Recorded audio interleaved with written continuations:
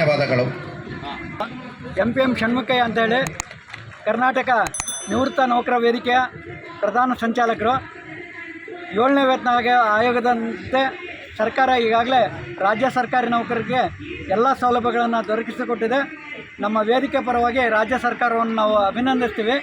ಜೊತೆಯಲ್ಲೇ ನಾವೇನು 25 ತಿಂಗಳ ಕಾಲ 1/7/22ರಿಂದ 31/7/24 ಒಳಗಡೆಗೆ ನಿವೃತ್ತರಾಗಿರ್ತಕ್ಕಂಥವ್ರಿಗೆ ನಮಗೆ 6ನೇ ವೇತನದಲ್ಲಿ ಪಿಂಚಣಿ ಸೌಲಭ್ಯವನ್ನು ನೀಡ್ತಾ ಇದ್ದಾರೆ. ಇದನ್ನು ಖಂಡಿಸಿಬಿಟ್ಟು ಇವತ್ತು ಮಹಾತ್ಮ ಗಾಂಧೀಜಿ ಮತ್ತು ಲಾಲ್ ಬಹದ್ದೂರ್ ಶಾಸ್ತ್ರಿಯವರ ಪುಣ್ಯ ದಿನದಂದು ಸರ್ಕಾರಕ್ಕೆ ಎಚ್ಚರಿಕೆ ಕೊಡೋ ನಿಟ್ಟಿನಲ್ಲಿ ಬೆಂಗಳೂರು ನಗರದಲ್ಲಿರ್ತಕ್ಕಂಥ ಎಲ್ಲ ನಿವೃತ್ತ ನೌಕರರು ಅಧಿಕಾರಿಗಳು ಸೇರ್ಕೊಂಡ್ಬಿಟ್ಟು ಇವತ್ತು ನಾವು ಧರಣಿಯನ್ನು ಮಾಡ್ತಾಯಿದ್ದೀವಿ. ನಮಗೆ ಅನ್ಯಾಯವಾಗಿದೆ, ಆರ್ಥಿಕ ನಷ್ಟವಾಗಿದೆ.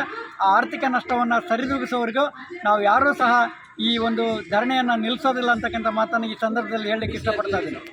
ಈಗ ಇದೆ ಸರ್ ಅಂತಂದು ಹೇಳಿದ್ರೆ ರಾಜ್ಯಾದ್ಯಂತ ನಾವು ಕಪ್ಪು ಪಟ್ಟಿ ಧರಿಸಿಬಿಟ್ಟು ವಿಶ್ವ ನಾಗರಿಕರ ದಿನಾಚರಣೆಯನ್ನು ನಿನ್ನೆ ತಾನೇ ಎಲ್ಲ ಜಿಲ್ಲಾಧಿಕಾರಿಗಳ ಕಚೇರಿ ಮುಂದೆ ಆಚರಿಸಿದ್ವಿ.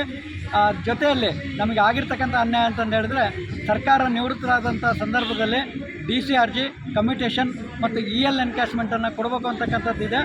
ಆ ಕಮ್ಯುಟೇಷನ್ ಮತ್ತು EL ಎನ್ಕ್ಯಾಶ್ಮೆಂಟು DCRGಯಲ್ಲಿ ನಮಗೆ ಅನ್ಯಾಯವಾಗಿದೆ, ಅದನ್ನು ಕೊಡಬೇಕು ಅಂತ ಹೇಳ್ಬಿಟ್ಟು ನಾವು ಒತ್ತಾಯವನ್ನು ಮಾಡ್ತಾಯಿದ್ದೀವಿ.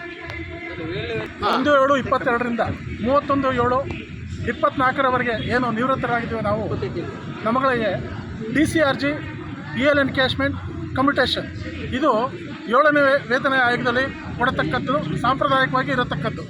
ಆದರೆ ನಮಗೆ 6ನೇ ವೇತನ ಆಯೋಗದಲ್ಲಿ ಏನು ಒಂದು ವೇತನ ಇದೆಯೋ ಅದರಲ್ಲಿ ಇದೊಂದು ಲೆಕ್ಕಾಚಾರ ಕೊಟ್ಟಿರೋದು ನಮಗೆ ಪ್ರತಿಯೊಬ್ಬರಿಗೂ ಕನಿಷ್ಠ 10ರಿಂದ 22 ಲಕ್ಷದವರೆಗೂ, ಗರಿಷ್ಠ 22 ಲಕ್ಷದವರೆಗೂ ಒಂದು ಆರ್ಥಿಕ ಸೌಲಭ್ಯ ಬರತಕ್ಕದ್ದು ನಷ್ಟವಾಗಿದೆ.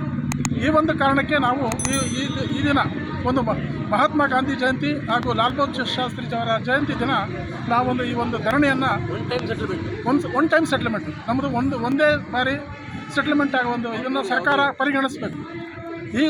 ಈ ಸಂಬಂಧ ಇಡೀ ರಾಜ್ಯಾದ್ಯಂತ ನಿನ್ನೆ ವಿಶ್ವ ಹಿರಿಯ ನಾಗರಿಕರ ದಿನಾಚರಣೆ ದಿನದಂದು ಜಿಲ್ಲಾಧಿಕಾರಿಗಳ ಕಚೇರಿ ಮುಂದೆ ಎಲ್ಲ ನೌಕರರು, ಎಲ್ಲ ರಾಜ್ಯಾದ್ಯಂತ ಎಲ್ಲ ನೌಕರರು, ಅಧಿಕಾರಿಗಳು ಒಂದು ಬೃಹತ್ ಮಟ್ಟದಲ್ಲಿ ಕಪ್ಪು ಪಟ್ಟಿ ಧರಿಸಿಕೊಂಡು ಸಭೆಯನ್ನು ಮಾಡಿದ್ದಾರೆ.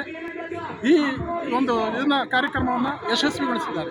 ಇದೊಂದು ಸರ್ಕಾರ ಇದರ ಬಗ್ಗೆ ಒಂದು ಈಗಾಗಲೇ ಎಚ್ಚೆತ್ತುಕೊಂಡು ನಮಗೆ ಆಗಿರತಕ್ಕಂಥ ಆರ್ಥಿಕ ನಷ್ಟವನ್ನು ಕೊಡಬೇಕಂತೇಳಿ ಈ ಸಂದರ್ಭದಲ್ಲಿ ನಾವು ಕೇಳ್ಕೊಳ್ತೀವಿ.